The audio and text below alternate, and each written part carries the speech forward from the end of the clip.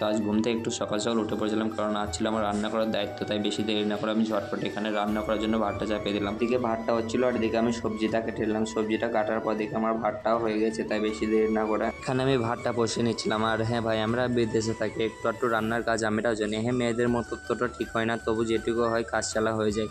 তারপর আমি সবজি রান্না করার জন্য এখানে পেঁয়াজটা দিয়ে দিলাম। রান্নার মাঝে আমি আর কোনো ভিডিও করতে পারিনি, রান্না কমপ্লিট হওয়ার পর ভিডিও করেছিলাম। তারপর রান্নাটা কমপ্লিট করার পর আমি হালকা করে ফ্রেশ হয়ে হাঁটতে হাঁটতে যাচ্ছিলাম রুমে এসে ছাতাটা নিয়ে হাঁটতে হাঁটতে যাচ্ছিলাম বাজার।